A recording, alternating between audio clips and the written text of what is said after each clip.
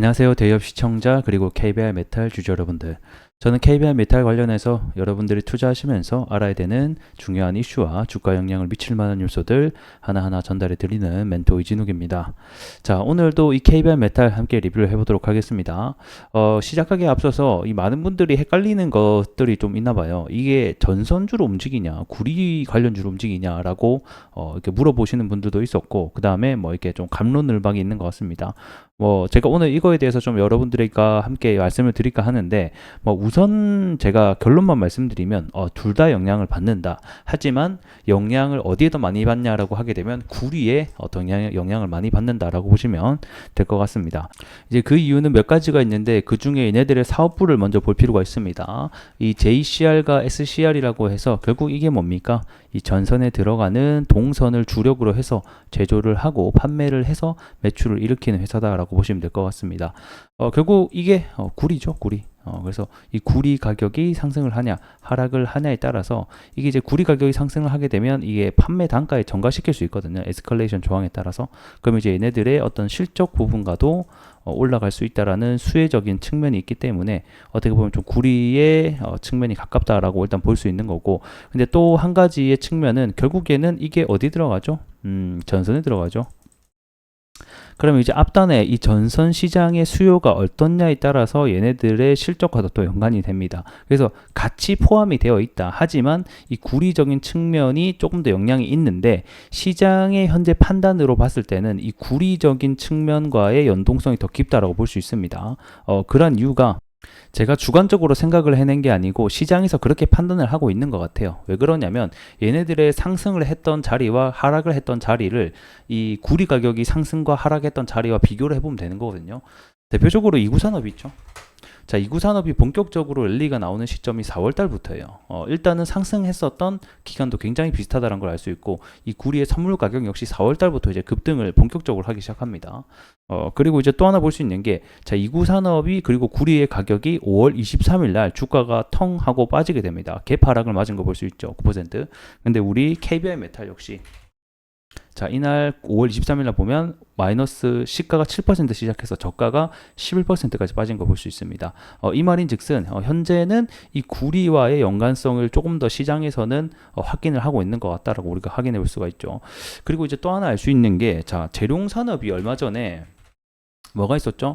그 여름철 전력 관련해서 뭐 계획을 발표하겠다라는 정부 발표 때문에 주가가 크게 올랐습니다. 이 재룡산업뿐만 아니라 뭐 대원전선 이런 전선주들도 상당히 반등폭이 나와줬어요. 근데 우리 KBR 메탈 혼자서 이 전선주랑도 연관이 있는데 좀 반등이 못 나왔단 말이에요. 이런 측면을 봤을 때는 지금 시장에서는 전선주로도 물론 엮여 있지만 이 구리에서의 어떤 측면이 조금 더 강하게 주가에 작용을 하고 있다라고 알 수가 있는 것 같습니다. 왜냐하면 지금 현재 구리 선물 가격이 못 올라가고 있거든요. 이구산업 역시 주가가 계속 못 올라가는 모습을 보면서 얘네는 KBR 메탈은 우리가 지금 뭐 전선도 당연히 영향을 받지만 이 구리에 대한 영향을 조금 더 많이 받는구나라는 것을 알 수가 있다라고 설명드릴 수가 있겠고, 근데 이게 또 시장에서 바뀔 수가 있어요. 또 지금 현재는 구리의 영향을 더 많이 받고 있지만 추후에 이 전선 관련돼서도 언제든지 올라갈 수 있다는 것도 참고해 보시면 좋을 것 같습니다. 결국에는 얘네가 올라간 게 뭐 구리 가격이 올라간 것도 있지만 이 미국의 전력망 교체 수요 증가와 이 AI 열풍으로 인한 전력 수요 증가가 함께 겹치면서 이 결국 전력 때문에 올라간다라고 보시면 되거든요. 그래서 지금은 제가 뭐 간단하게 이렇게 좀 설명을 드리겠고, 현재의 주가의 하락의 이유는 뭐 앞전에도 설명을 드렸다시피 이 구리에 대한 재고량이 급등을 하게 되면서 전망과 그러니까 수요치와 실제 데이터 사이 간의 차이가 존재한다라는 이 시장의 어떤 인식이 불거지게 되면서 현재 주가가 좀 하락을 하고 있다라고 보시면 될 것 같습니다. 자, 그럼 이제 이 구리 관련된 이슈를 좀 함께 볼까 합니다. 내용이 좀 길어가지고 이게 다 할 수 있을란가 모르겠는데 최대한 빠르게 좀 해보도록 할게요. 그럼 바로 이슈 하나 보도록 하겠습니다.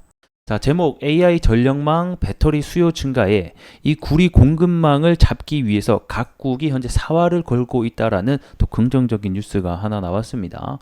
이 구리 같은 경우에는 이번에 급등을 하기 전에 이미 한 차례 21년도, 22년도 때 어떤 게 불었었죠? 2차 전지 이 배터리 테마가 크게 상승을 했었습니다. 그리고 결국에는 이 기존의 내연기관 차에서 이 전기차로 전환할 때 구리가 기존 대비해서 3배 이상 들어간다는 소식과 더불어서 이 구리 가격이 한때 또 크게 증가를 했었죠. 그래서 구리 선물 가격을 보게 되면 21년도와 22년도를 그때 당시 최고가를 찍었던 기록이 있습니다. 이때 이제 올랐었던 이유가 뭐 다양한 이유들이 존재하겠지만 아무래도 이런 2차 전지 배터리 그리고 내연기관에서 전기차가 바뀐다라는 소식 때문에 한 차례 구리 가격의 급등이 배경이 되었습니다. 자, 그리고 나서 이번에는 24년도 때는 뭐 때문에 올랐다? 다들 아시다시피 이 AI 열풍이죠. 결국 이 AI 열풍이 불게 되면서 여기에는 데이터 센터가 필수적인데 이 데이터 센터가 수많은 전력을 잡아먹다 보니까 이 전력 인프라를 깔기 위해서는 뭐 전선 그리고 이러한 우리 구리죠. 구리가 필요하다라는 수요 전망 속에 급등이 나오게 되었습니다. 자, 그리고 다시 돌아와서 결국에는 세계 각국은 현재 이 구리 공급망을 확보하기 위해서 총력전을 벌이고 있다. 이 원자재 업계는 그렇게 얘기를 하고 있습니다.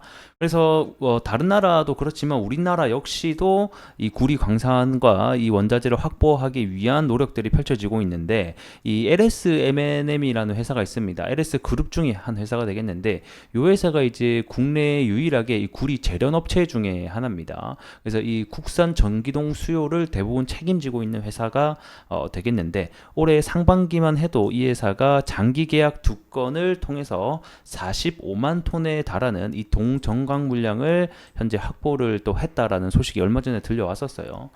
요번 계약이 왜 좀 의미가 있냐면 원래 이 구리 관련된 계약이 한 2년, 3년짜리 계약이 일반적이거든요. 근데 장기 계약을 맺었다고 되어 있잖아요. 요게 한 5년에서 10년짜리 이번에 장기 계약을 맺었더라고요. 그리고 이 물량도 좀 주목을 할 필요가 있는데 원래 이 한 해에 맺어야 되는 계약 물량의 2배 정도를 올해 상반기만에 계약을 맺었습니다. 이 말인 즉슨 우리 재련소 역시 뭐다? 이 구리를 확보하기 위한 노력을 하고 있다라는 거겠고 수요적인 측면도 앞으로 계속 증가할 것이다라고 현지 업계에서도 보고 있는 거겠죠. 그런데 공급적인 측면은 어떻다? 굉장히 현재는 구리를 확보하기가 어려운 상황이다.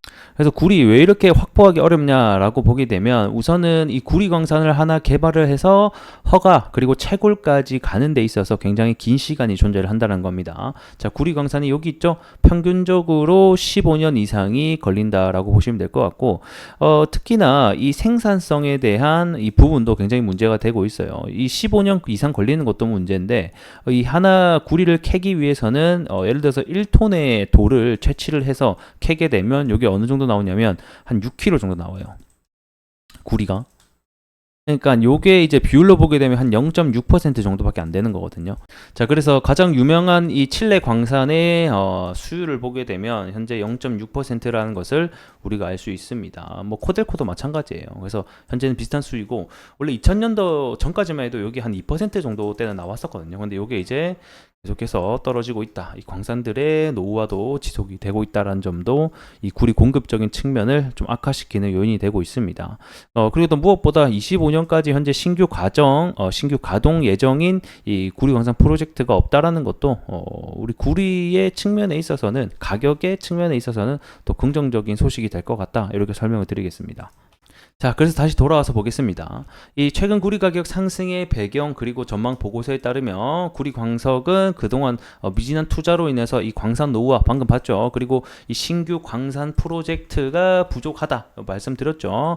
신규 광산 프로젝트를 하나 하는 데 있어서도 굉장히 오랜 기간이 걸린다. 그래서 이러한 공급적인 측면 때문에 단시간 내에 회복이 어려워 보인다라고 또 언급을 한 바가 있습니다.